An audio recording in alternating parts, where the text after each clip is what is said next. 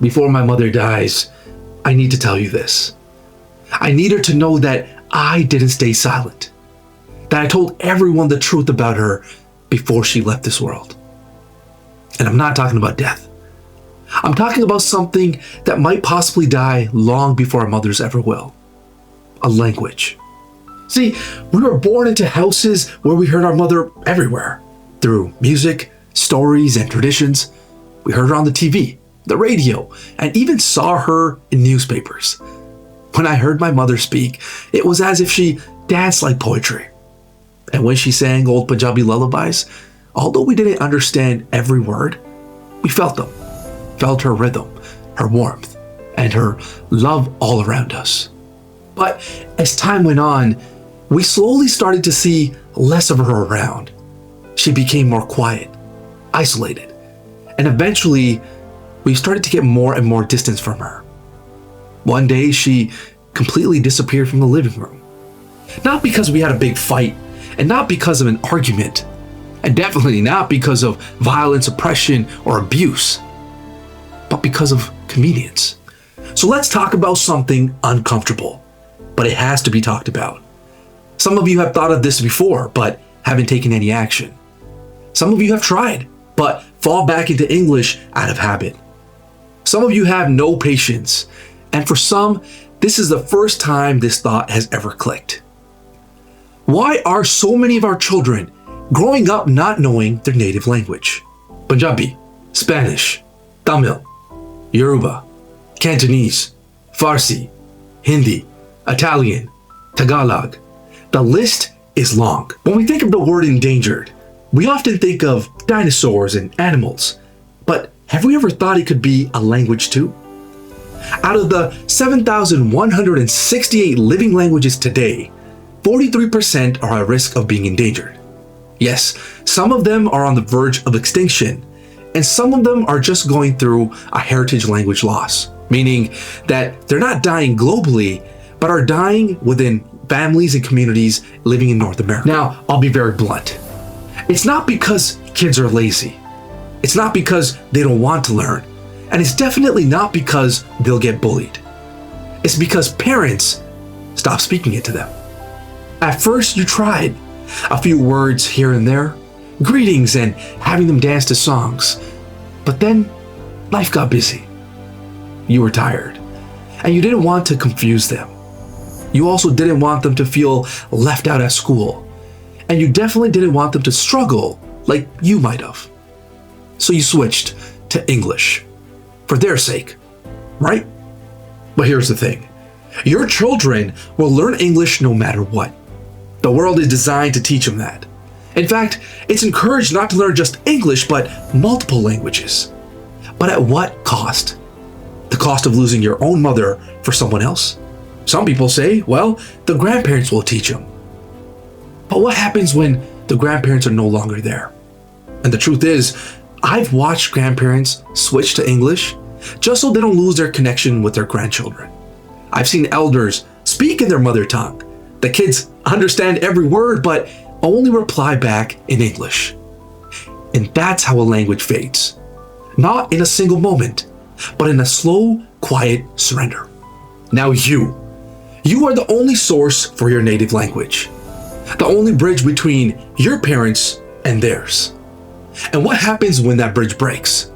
The distance grows faster than you could ever think. In other words, if you stop, there's no backup, no second chance. If you stop, it's done. And kids are kids. They'll only learn a language if you speak it. Kids don't follow what you say, they follow what you do. And one day your child will ask, why didn't you teach me? And what will you say? That you were scared? That it was an inconvenience? That you thought they'd be embarrassed? Now picture this. Eventually, they stop going to your place of worship because they don't understand the prayers. They stop listening to the music their ancestors sang because they don't get the lyrics. And they start avoiding elders because they don't know how to say Hola abuelo, or Sat Shri Akal, or Ahosh Babka, because no one ever made them practice. Slowly, right before your very eyes, they stop feeling like they belong. And if you think someone is going to swoosh in and save your children, well, you're wrong. And it's not just about speaking another language.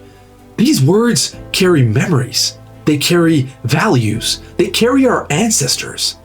So if your kids don't speak the language, well, their kids won't either. And just like that, a line that has stretched generation after generation ends with you. And there's simply no one else to blame. And one of the funniest things is, because you knew the language, you got to enjoy everything that came with it. But when it was your turn to pass it on, you just didn't have the discipline. Quite frankly, the jokes don't hit the same when they're translated. Now, because culture is carried through conversation, when a language dies, the culture follows. When a language disappears, an entire way of seeing the world disappears with it. Did you know that the Inuit have 50 words for the word snow? And the Japanese use the word komorebi, the sunlight filtering through the trees.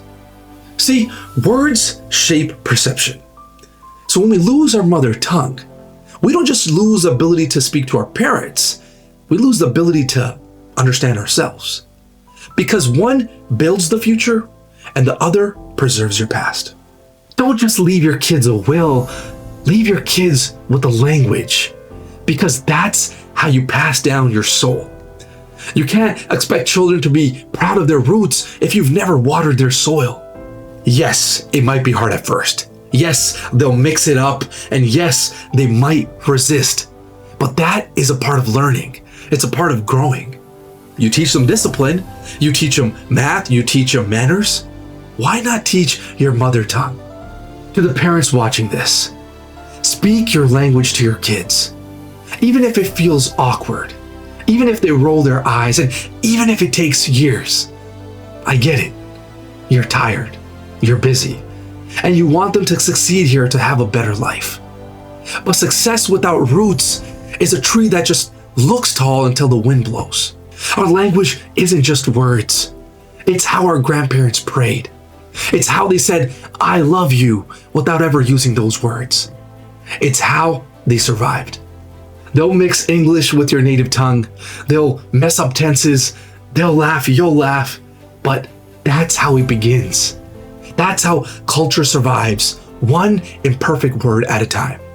And now it's on us to make sure it survives too. Because fluency doesn't happen overnight. But fluency in identity, well, that lasts forever. Give your child the gift of belonging, the gift of pride, the gift of being able to look elders in their eyes and say, "I understand you. I carry you. I am you." So before my mother passes away, I just wanted to let you know how important it is to have her at home, to bring her back into the living room. Because when the tongue forgets, the soul forgets too. And when we lose our mother tongue, our language, we don't just lose words, we lose who we are. So speak before the silence becomes permanent. And hey, you don't have to listen to me. Just think about it. What's one phrase your parents or grandparents used to say in your mother tongue that you still remember? Comment below. Let's keep them alive.